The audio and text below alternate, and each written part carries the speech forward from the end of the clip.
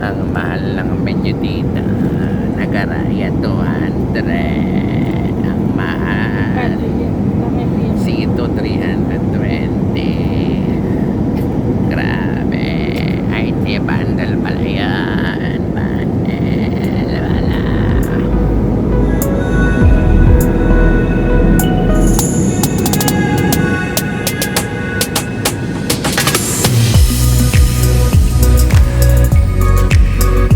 Guys, ito na kami. Asawa ko.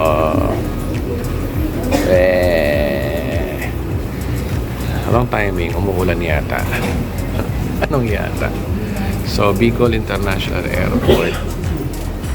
Na si Harold, oh.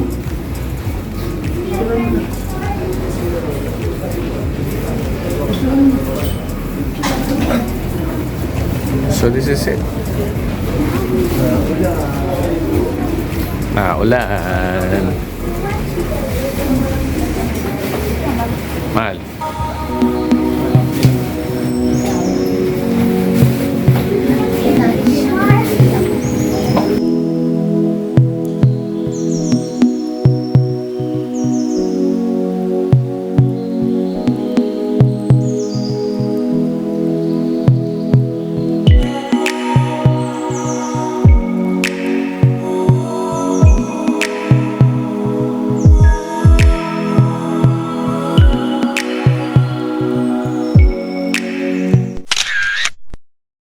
Nandito na kami.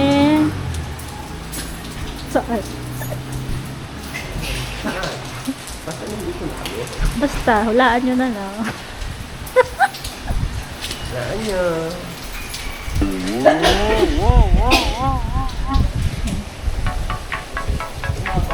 Okay guys, since this is day 1 pa lang, panoorin po natin yung mga complete preaching na aking naipangaral dito sa Sorsogon, specifically sa Doninia family.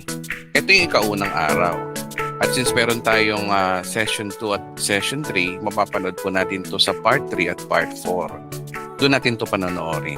Yun nga lang, pagpasensya nyo na kasi bumabagyo sa lugar na ito, kaya maingay at hindi rin masyado napagandaan yung aming pagbibideo ng ating session. Ipagpaunmanin po ninyo. Let's go! Malalaman niyo kung bakit ko nasabi na kaya kayo nakaupo dyan dahil bukod sa Diyos. Pangalawa, mahalo kayo ni Denver kung kailangan kayo kayo dito. Kung tutusin na malayong planeta pa po kami galing. Galing Mars. Okay lang naman. Masaya naman kami sa ginagawa namin. So, pag-uusapan natin ngayon yung mga bagay na hindi na pag-uusapan. Bakit yung topic mo, Edwin? Kasi ganito lang, no? Ako na sasagutan. Pag sinabi pong insurance, laging pinapasok natin sa isip natin kasiguraduhan. Pang saan, kailan itong kasiguraduhan na to? Sa hinaharap. Ibig sabihin, tama sinabi ni nanay, nag-i-invest ka ng mga bagay na kasiguraduhan sa hinaharap. Eh, meron ba bang future na mangyari pag tumanda tayo? Ano yung susunod? Alam din ang mangyayari. Pag lahat tayo pupunta dito, insured ka na ba after ng iyong kamatayan? Sino hindi namamatay dito? Tapos pa na. Lahat tayo mamamatay. Diba? Oo. Ang buhay ng tao ngayon, tinan nyo, no? Minsan, 25 years old na, wala na. Ang tanong dito, insured ba tayo after ng ating kamatayan? Yan, hindi na pag-uusapan yan. Hindi na pag-uusapan sa social media, sa TikTok, sa YouTube, sa Facebook, o sa napapanood natin sa TV, sa mga kausap natin sa mga simbahan. Kasi simbahan, di namin pinag-uusapan yan. Pero ang tanong, yan ang sasagutin natin ngayon, insured na ba tayo? Okay. Alam niyo ba ang tao, hindi natatapos ang buhay ng tao hanggang sa kamatayan lang. Kaya meron tinatawag na kamatayan. Handa na ba tayo dyan? Pilimlay tayo dyan? Hindi ko kayo tinatakot pero yan yung realidad sa buhay na hindi natin, napaghandaan na ba natin to? Diba? Sige, next. Andahan niyo po, meron pong tinuturo ang mga sabi-sabi. Sabi-sabi, wala muna tayong Biblia, sabi-sabi muna na meron daw langit at meron daw impyerno. Okay? Wala pa tayong katunayan dyan Kasi wala pa tayo sa dapat patunayan eh. Pero yan po muna yung mga sabi-sabi. Ngayon, ang tanong, kanino natin dapat itanong yung tanong na yan na kung totoo lang meron heaven o hell? Sino ba dapat ang sasagot po niyan? Ito yung, ang tanong kasi dito, ang kamatayan mo ba ay katapusan mo na? Totoo ba talaga na pag tayo namatay, katapusan na po ba natin? Kasi marami naniniwala na pag namatay na, wala, natapos ka na. Oh, sure ka. Sure ka. So ngayon, dito tayo babase. Babase tayo, wala tayong magbabasihan kundi Bible. Okay lang mo ba na bumasa tayo sa Bible? No religion mo tayo, walang religion. Walang born again muna ngayon. Alisin muna natin ngayon. Mag-focus tayo ngayon kung ano yung mangyayari sa atin sa future sa piling po ng Diyos. Diba? Again, inuulit ko, no? Ang tao naghahanda sa kanilang buhay pero hindi nila alam kung paano pag namatay ka na, ano yung insurance natin, di ba? Mangangaral chapter 7 verse 4, sabi nito, no, ito, sorry for the word, kaya sa sinabi ng Bible, sabi dito daw, mangmang ang isang tao nag-iisip ng kasayahan. Sakit naman nun. Ngunit ang matalino ay isang taong naghahanda raw para sa kanyang ano daw, kamatayan. Matalino ka pala kapag pinaghahanda mo to ang iyong kamatayan. Hindi po ako may sabi, Bible po may sabi. Ibig sabihin, a wise person pala, ang isang wise na tao, kapag marunong siyang maganda sa future, kasama ang kanyang kamatayan. Ngayon, ang tanong, gaano tayo kahanda doon?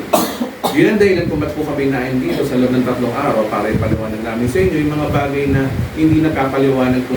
So again, balik tayo dito. Isang kamangmangan daw yung nag-iisip ng kasayahan. Alam niyo, wala namang masama na mag-isip ka ng kasayahan. Ano ba yung mga kasayahan? Gusto mo makapag-travel, gusto mo kumain, gusto mo makipag-inuman, makapag-pistahan, etc. Magandang buhay, bahit lupa, gusto makabili ng kotse, etc.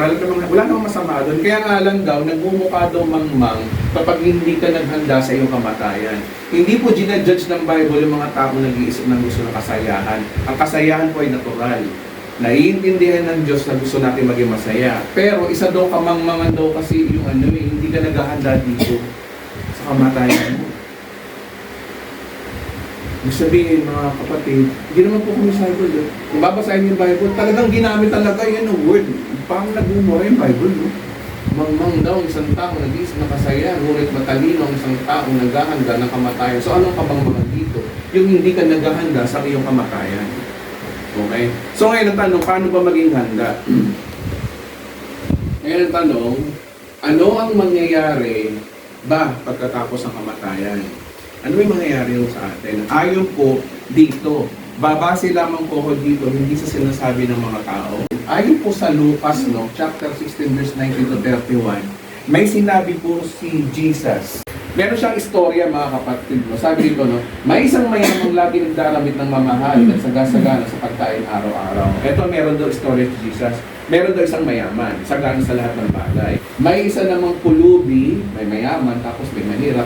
May isa namang pulubi na nagngangalang Lazaro at tagtad ng sugat ng katawan at nakahiga sa may pintuan ng mayaman. May mayaman, may mahirap, yung mahirap, nag-aabang ng pagkain sa harapan ng bahay ng mayaman. So ano nangyari sa kanila? Next.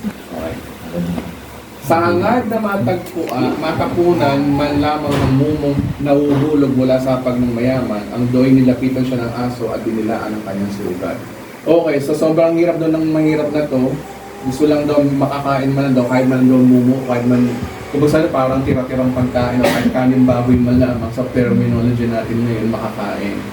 Tapos, ang nangyari sa kanya, nilapitan siya ng aso, dinilaan. Yun yung story, no? So, ano nangyari sa kanya pag dinilaan ng aso yung sugat? Usually, medically, kapag ang isang aso o isang pusa, kahit makagat lang tayo, ano mangyayari sa atin? O, di ba, mararabis tayo. O, ganun ang nangyari dito. So, ano nangyari sa kanya? Namatay siya. Ayan. Verse 22, namatay ang pulubi at siya'y dinala ng mga anghel sa piling ni... Ano to? Kala ko pag namatay na, tapos na. Ano to? Namatay ang pulubi at siya'y dinala ng mga anghel. So sinasabi ng Biblia talaga na there is life After that. after death. Na wherein, ang paniniwala natin, hindi naman ganun, di ba? Akala natin pagpatay na patay na. Tsaka akala natin chismis lang yun. Na there's life after death. Pero Bible pa lang may sabi, yun, Biblia po may sabi, na namatay siya, napunta siya sa piling ni Abraham. Saan daw yung piling ni Abraham na to? Pero, langit. So may langit pala. Di ba? Kaya yun, no? Nagsisimula tayo from the scratch, walang religion, walang mga theory na ibang religion. Binabasa lang po natin ang Biblia na nagpapatunay sa pagbabasa natin ng Biblia, lumalabas na meron talagang langit after you died. Pag ikaw ay pupunta ng langit. So, lahat ba ng tao pupunta ng langit? Tingnan natin ha. Ay. Bilang isang parangal. Bilang isang parangal. Pag pala namatay ka, napunta ka sa langit, sasalubungin ka ng anghel, tapos may para palang celebration. So, ganun pala yung nangyayari sa atin once we die. Hindi po ako may sabi yan, Bible may sabi.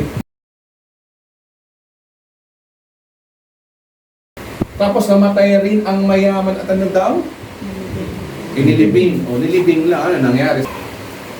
Tapos yung mayaman daw namatay. Yung mayaman sa ano nangyari? Sa gitna ng kanyang pagdurusa sa daigdig ng mga patay. Merong langit, merong daigdig ng mga patay. Yung mayaman na punta sa daigdig ng mga patay. Natanong ng mayaman si Lazaro sa piling ni Abraham, ay sus, ibig sabihin, yung mayaman sa ibang lugar napunta. Hindi sa langit. Saan napunta? Sa daigdig ng mga patay. Yan yung verse, Lucas chapter 16 verse 23, yun po ang linaw-linaw. Piling ni Abraham, natanaw ng mayaman. So, sabihin ito yung senaryo, no? Namatay yung mayaman, namatay si Lazaro. Si Lazaro nasa langit, ito yung mayaman. Yung mayaman, nasa palasala. Daigdig ng patay, hindi naman impyerno eh. Daigdig daw ng mga patay. Natanaw niya, si Lazaro, di ba? Okay, next. Okay. So, ito yung tinatawag na daigdig ng mga patay, yung world of the dead. So, ano tong lugar na to, no? Ayon sa Biblia, no? Next. Kaya't sumigaw siya, sabi ng mayaman, no? Amang Abraham, maawa po kayo sa akin. Bakit siya sabihin, nagdudusa siya? Utusan po ninyo si Lazaro na isawsaw, sa tubig, ang dulo ng kanyang daliri para basain ang aking dila. Bakit? Bakit ano meron? Dahil ako'y naghihirap. Saan ang daw? Ano to? Oh? Apoy. Eh, saan yan? Dahil ng mga patay, may apoy. Eh, saan yan? Ito yung kilalang sinasabi ng impyerno. So, ibig sabihin, pag namatay ang tao, dalawa ang pupuntahan. Langit at impyerno. Wala nang kung saan pupunta. So, ano yung sumunod na istorya? Ngunit sumagot si Abraham, anak. Sino sinasabi niyang anak? Yung nasa impyerno. Alalahanin mong nagpasasa ka sa buhay nung ikaw ay nasa lupa pa at si Lazaro naman ay nagtiis sa kahirapan. Subalit ngayon maligaya siya rito samantalang ikaw na may nagdurusa. So lumalabas niyaan na sinusumbatan ni Abraham yung napunta sa impyerno na, ay alalahanin mo, sayang ng buhay mo. Ito, naghihirap ko eh. Ano mga kababayan? Hindi porke mahirap ka, mapupunta ka ng langit. Hindi sinasabi ng Bible. Hindi porke mayaman ka, pupunta ka ng impyerno. Hindi po gano'n. Case-to-case basis. Nataon lang kasi na natural talaga sa tao na kapag nga naman mayaman ka, I'm not judging na mayaman, ano? Kasi mayaman din naman tayo. I'm not judging them. Pero karamihan talaga sa mga mayayaman, wala talaga, natataon talaga na sa sobrang bilib nila sa sarili nila dahil sila napakayaman, dahil sa kanilang galing sa career, dahil sa galing nila sa kanilang nakapagpunta sila ng mga gamit, na talagang, wala talagang, hindi nila naiisip ang Diyos talaga. Kaya nataon talaga na napupunta sa impyerno to, nataon nga lang, at si Lazaro, dahil mahirap, karamihan sa mga mahirap, naranasan din na yung maghirap, karamihan sa mga mahirap talaga, ang mentality, sa Diyos lang umaasa. Nataon lang po yun, pero hindi rin sinasabi ng Biblia pag mayaman ka, impyerno ka, pag hindi ganun. Case to case basis. Marami mga mayayaman na matuwid at marami mga mahihirap na hindi. Di ba? So case to case basis. Next. Bukod dito, may malaking bangin sa pagitan natin, kaya ang naririto ay hindi makakapunta dyan at ang mga naririyan hindi makakapunta rito. Ibig sabihin, yung mga nasa impyerno na hindi makakapunta ng langit. Pag namatay, pag impyerno ka, hindi ka na makakapunta rito. Pag namatay, pag nasa langit ka, hindi ka na makakapunta rito. Ganun ang ibig sabihin niya. Hindi na makakapunta riyan ang makakapunta rito. Next verse. Sabi ng mayaman, ito dito kayo magugulantang. Ngunit sinabi ng mayaman, kung gayon po, amang Abraham, pinapakiusap ko pong papuntahin na lamang ninyo si Lazaro sa bahay ng aking ama. Ibig sabihin, si Lazaro, inuutosan ni Abraham na pwede bang Abraham buhayin si Lazaro pumunta doon sa Ibig sabihin, sa madaling salita, kapag halimbawa na kayong napunta sa impyerno, pwede nyo bang papuntahin yung sa magmulto si Abraham ay si Lazaro. Para ano daw? Next. Sa aking 5 kapatid na lalaki, suguin niyo po siya upang sila bibigyan babala ng hindi humantong sa pagdurusa. Para bigyan ng warning na halimbawa ako napunta ko naman hindi naman nangyari. Halimbawa ako nasa impyerno ko. Mga Abraham, pwede mo bang papuntahin niya siya? Halimbawa si Kaysa nasa langit. Papuntahin si Kaysa dun sa bahay ng aking mga kapatid para warning nga. Parang sinasabi nila, exactly sinasabi nung mayaman, buhayin si Lazaro at pumunta doon sa bahay ng kanyang ama. So, ano nangyari? 27, sabi dito, ngunit sinabi ng mayaman, kung gayon po, amang Abraham, ipinakikusap ko pong puntahin na lamang ninyo si Lazaro sa bahay ng aking ama. Sa aking 5 kapatid, verse 28, na lalaki, subuhin niyo po siya upang bigyang babala. Verse 29, taas. Verse 29, taas mo tumahan. Verse 29, ang sabi nito, ngunit sinabi sa kanya ni Abraham, hindi na pwede. Pero sabi ni Abraham, ngunit sinabi sa kanya ni Abraham, nasa kanila ang sinulat ni Moses at mga propeta na kanilang susundin. Pinababalik ni mayaman si Lazaro si Lazaro sa para babala, kaya lang di raw pwede. Kasi ang sabi ni Abraham, hindi na kailangan mangyari yun. Basahin daw nila yung sinulat ni Moses at ng mga propeta. Ito po yun. Tapos sumagot ang mayaman, taas. Ito yung typical na sagot ng tao Sumagot ang mayaman, hindi po sapat yun. Hindi raw sapat daw ang Bible. Ngunit kung magpapakita sa kanila ang isang patay na muling nabuhay at magsisi sila sa kanilang katalikuran ng kasalanan. Sabi ni Abraham, hindi na mangyayari yun kasi sinabi naman ni Abraham sa kanya, kung ayaw nilang sundin ang sinulat ito, Bible, hindi pa rin nila paniniwalaan kahit isang patay na muling nabuhay. Totoo naman yun kahit na may patay na muling nabuhay, wala namang maniniwala rin yun, di ba? Pinaniwala ba? Hindi mo napapagdinan, di ba, sa YouTube? Ano sila nakalagay sa comment section, hindi pinaniniwalaan, scam daw. Kaya ang the best talagang paniwalaan natin, yung sinasabi dito. Okay? So ngayon, balik tayo doon sa picture. So ano yung natutunan natin ngayon dito? Sa Lucas chapter 16 verse 19 to 31. Una, ang natutunan natin sa story ni Jesus Christ, na si Jesus may sabi mismo, there is life after death. At sinabi sa Biblia kanina na dapat natin daw paghandaan yun. Kundi, isa kang mangmangan. Kamangmangan daw yung hindi ka naghahanda sa iyong kamatayan. Pangalawa, kung merong buhay after death, there are places after death. Heaven and hell. Nakakalungkot mga kapatid, ang sinabi ng Biblia, heaven and hell lang. Sa Diyos o hiwalay ka sa Diyos. Pag namatay ka, you have two choices. Sa Diyos ka ba o hindi? Hindi po totoo yung sinasabi ng iba, yung sabi-sabi na meron daw purgatorio. Kasi ang purgatorio ayon sa pag-aaral, ayon sa sinasabi nila, ng purgatorio daw ay temporary na kang pupunta. Halimbawa, hindi ka naligtas, temporary kang pupunta sa purgatorio. Tapos, pagsisisiyan mo yung kasalanan mo doon, tapos pupunta ka rin ng langit. Parang lumalabas niya mga kapatid, ang Diyos pabago-bago isip. Biro mo, di ka na nga ligtas. Nagdito ako na sa impyerno, sa Hades, bago ka ng impyerno, tapos nagbagong isip. Hindi po ganun ang Diyos. Ang Diyos po may isang salita. Pag sinabing langit ka. Pag sinabing impyerno ka. Yun ang ano, iba-iba yung natin ng Diyos. Ang tao iba eh. Kaya yung mga tao kasi, mahilig tayo dun sa ano, sa excuses. Eh baka naman ganito, baka naman pwede mag-discount, o di ba? Ganun tayo mga tao, pero ang Diyos, pag sinabing doon ka. Pag sinabing dito ka. Pag sinabing sa langit ka, sa impyerno ka, doon po yun. Wala nang umbawian po yun, ayon sa Biblia. Next natin natutunan, there's no way back to the world of the living. Wala na. Wala nang paraan para ikaw ay magmulto. Wala mo nun. Eh, ano yung nagpapakita sa amin ng multo? Totoo naman eh. Kahit ako naman lang. Eh, totoo yun eh. Sino yun? O hindi po yun mahal natin sa buhay. Malamang po, ayon sa pag-aaral ko ng Biblia, yan po ay mga masasamang espiritu na gusto tayong linlangin na there is, na parang gawin sinungaling ang Bible. Tsaka muna. Pero ang sinabi mo ng Biblia, once you die, judgment. Basa, Hebrew chapter 9 verse 27, basahin mga kapatid. Itinakda sa mga tao na sila ay ano daw? Minsang mamatay.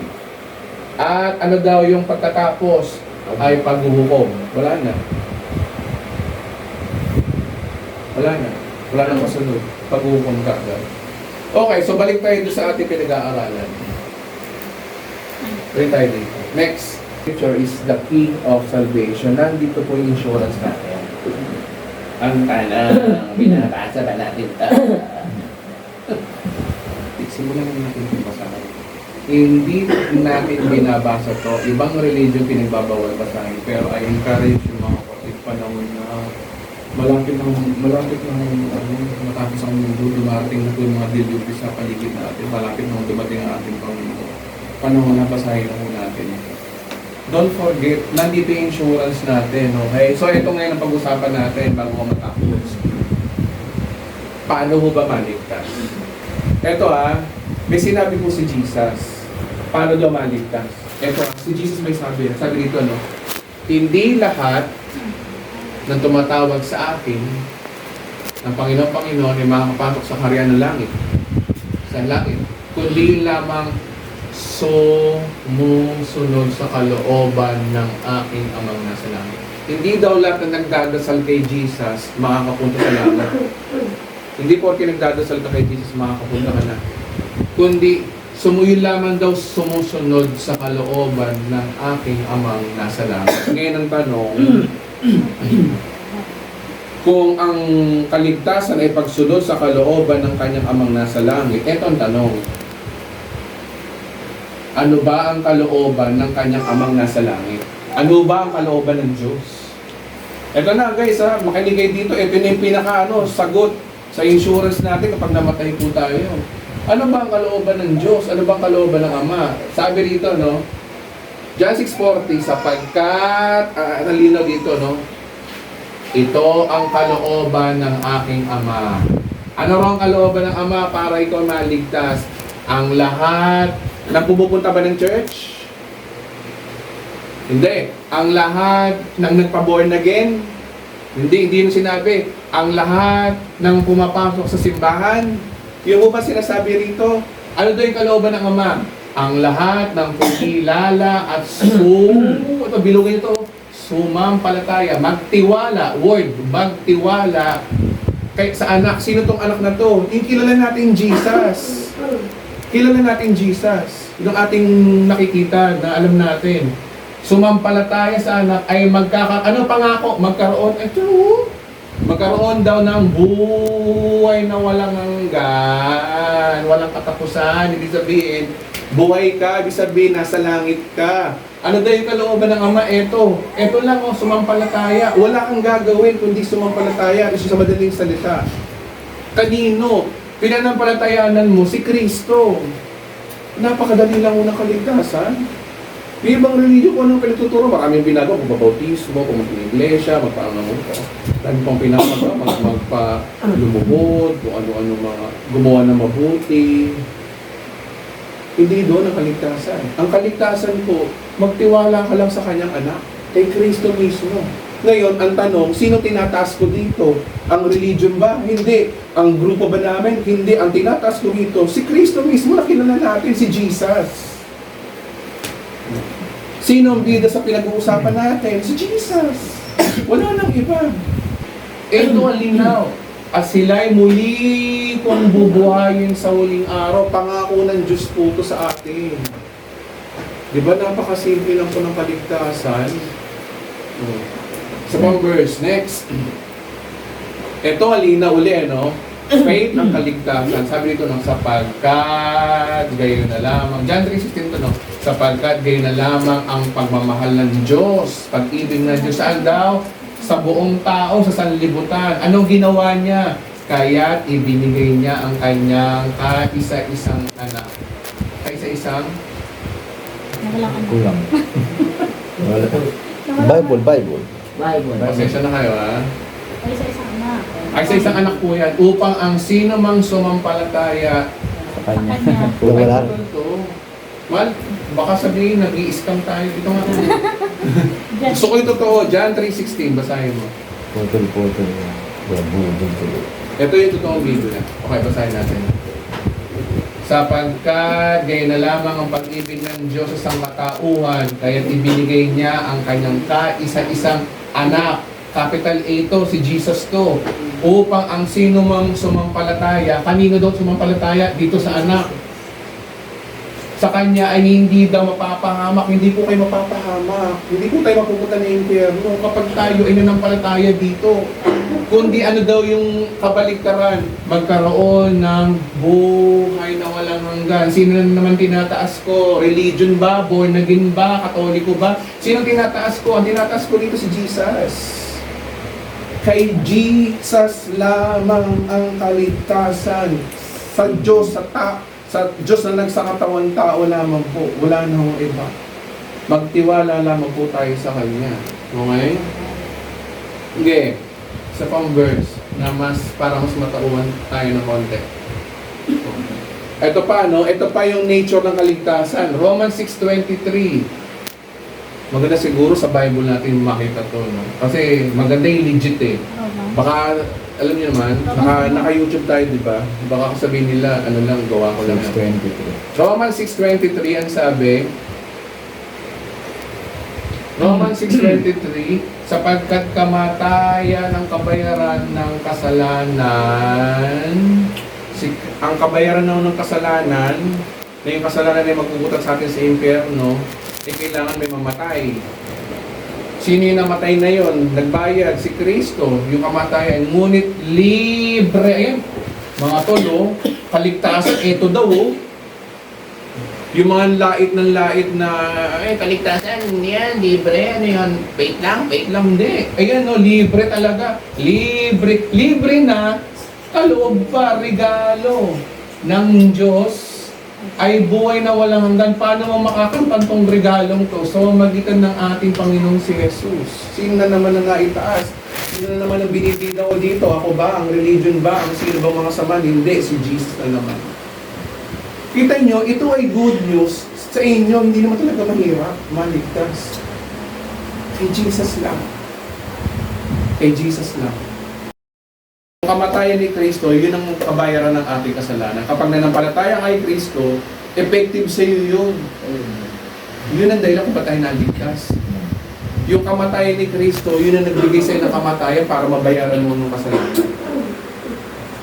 Okay? Sapagkat dahil sa biyaya o dahil sa regalo ng Diyos, kayo daw ay naligtas. Ang kaligtasan daw ay ito eh. Naligtas daw tayo dahil sa awa daw ng Diyos, no? Naligtas daw tayo sa pamamagitan ba ng pagpasok sa born again ba? Pagpasok sa Katoliko ba? Pagpasok pa sa Iglesia ni Cristo? Sa mabubuting gawa ba? Hindi. Sa pamamagitan daw ng pananampalataya. Yung pananampalataya na to kay Cristo. Okay? At ang kaligtasan ito ay nanayo, regalo po yung kaloob ng inaalok ng Diyos sa atin ngayon. Kinakausap po kayo ng Diyos ngayon. Ito ang kaloob ng Diyos at hindi sa pamamagitan ng sarili. Walang kinalaman ng sarili natin. Panginoon, nagsisimba ako linggo-linggo, dapat ako maligtas. Panginoon, alam niyo mga kapatid, wala masama doon, pero hindi ganun ba siya ng kaligtasan?